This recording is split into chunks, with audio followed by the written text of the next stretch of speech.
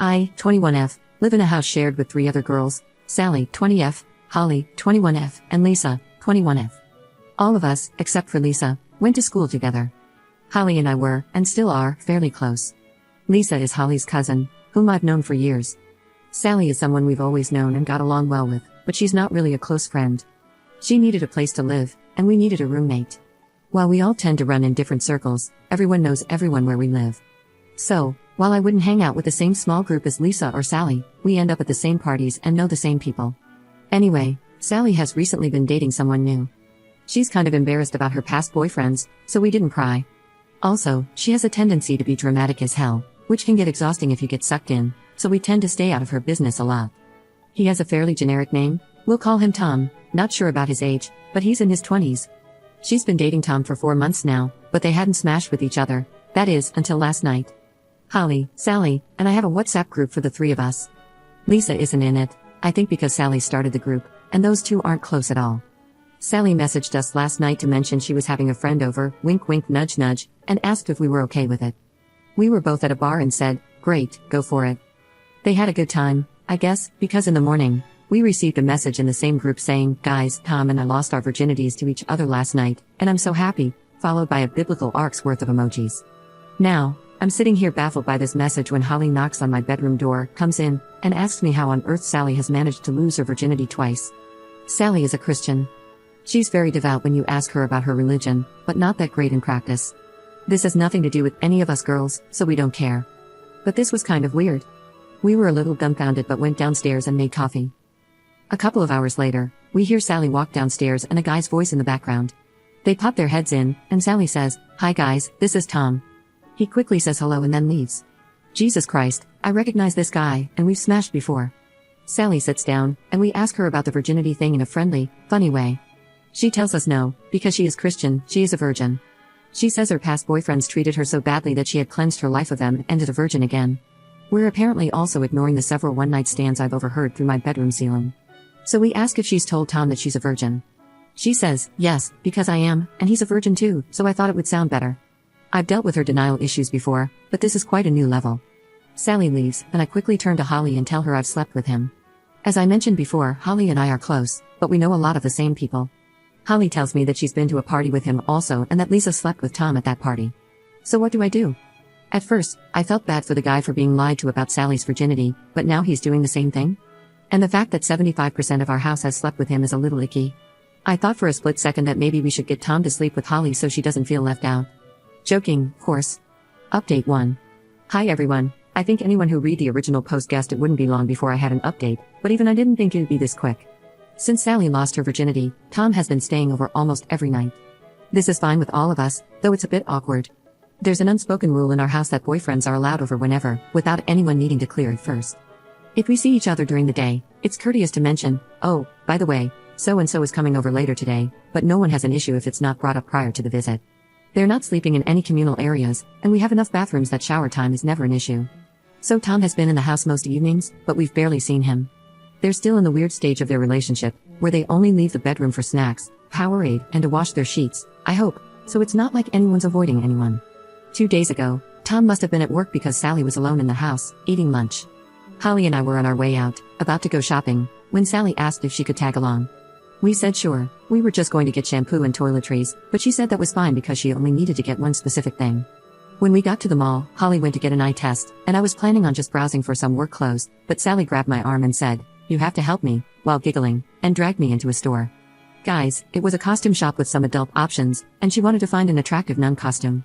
I felt like a deer in headlights, paralyzed not with fear, but with sheer inappropriateness and discomfort. I just stood there nodding, fighting the urge to laugh hysterically and cry simultaneously, and looking for an escape route while she weighed the pros and cons of different Catholic-themed outfits to bring into the bedroom. I got home, popped a straw in a bottle of wine, and told Holly about my traumatizing experience. She howled with laughter. Moving on to today, about 30 minutes ago actually. Sally had a really early start at work and had to leave before Tom woke up.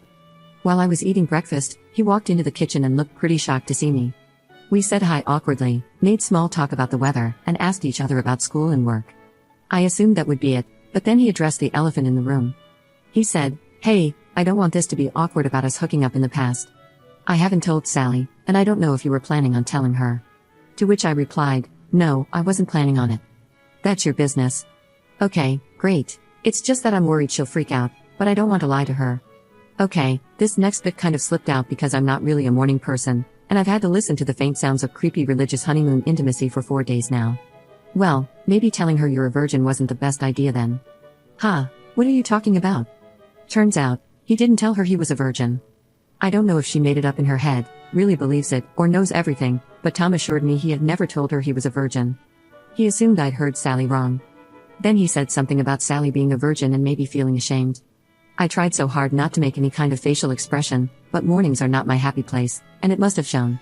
Tom asked me if Sally really was a virgin, and I just mumbled, "You should talk to her about it," and I don't actually know because, in my defense, I've never seen her do it with my own 2 eyes, but it's a pretty BS defense, so sorry Tom, my bad, I panicked. He said goodbye to me and walked off, furiously texting. So yeah, I'll probably be updating this again. Edit. Okay, I kid you not, we've just had the police at the door. Sally was apparently caught trying to break into Tom's house after he told her to leave him alone and threatened to call the police. Except he hadn't threatened, he'd done it. She resisted arrest and was popped in a nice little cell at about 2 a.m. She looks exhausted, bless her, but I guess a day's stalking will do that to you.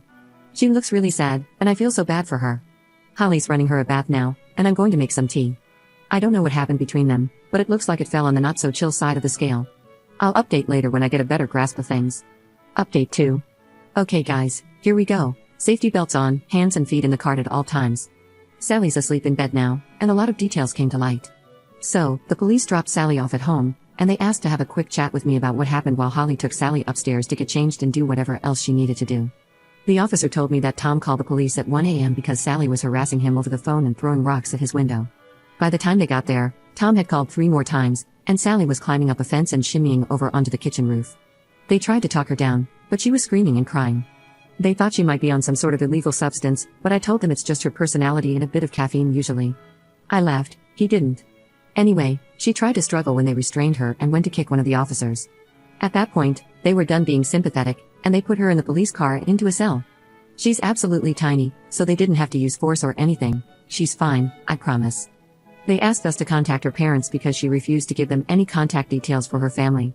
She would only tell them her address where she lives with us. And guess who's off work this week and gets to play babysitter? Once they left, we got her in the bath, and Holly and I sat on the bathroom floor talking to her about what happened. She was just crying into the bath, looking so sad and vulnerable, and I felt really awful for mocking her on this sub and stuff. Then she started explaining.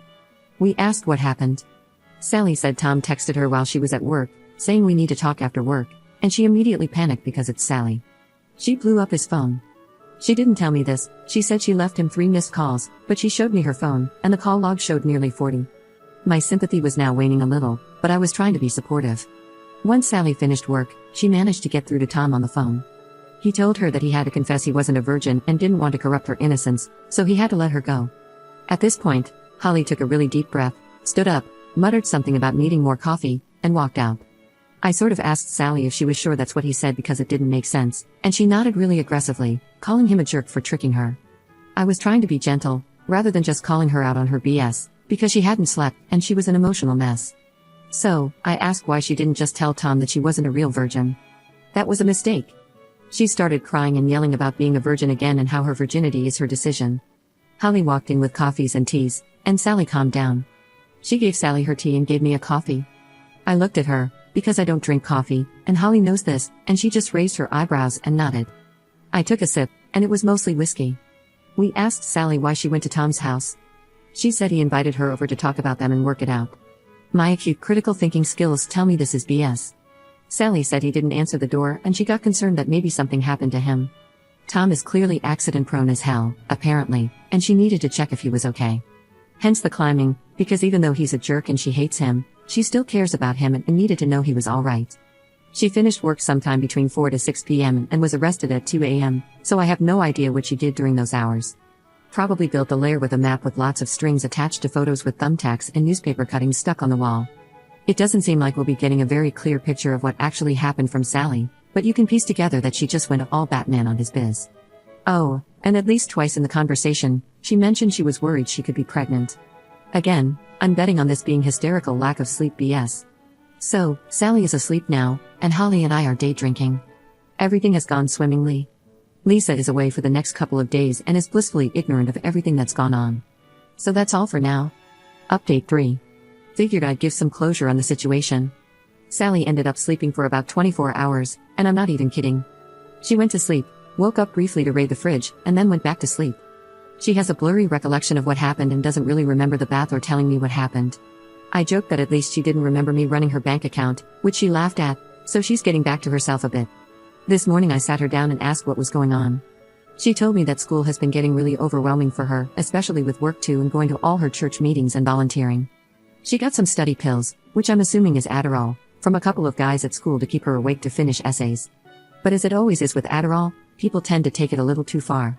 Anyway, Sally's little pick-me-ups became a regular thing, and none of us noticed because we all get a little caffeine dependent during the school year, and she had a pretty screechy voice to begin with. She apologized for going loco, and I apologized for being a lousy roommate and not noticing she was struggling.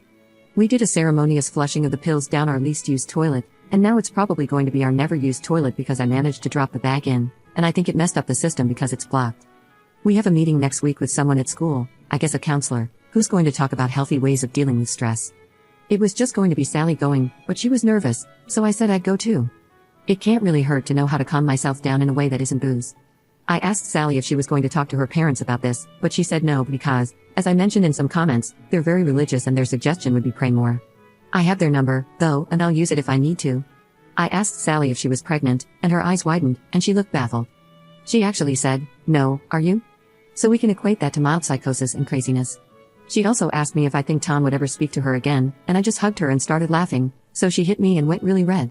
Sorry, honey, if he comes back after that, you don't want him. So for now, we are back to normal, I think. Sally is still a little crazy, but in the constantly hormonal kind of way. Holly and I haven't had a drink yet today, and Lisa is still oblivious to all of this. She probably won't care, she genuinely doesn't like drama. I'd love to start a blog about us, as many of you have requested, but I'm pretty sure it'd never be as interesting as these posts.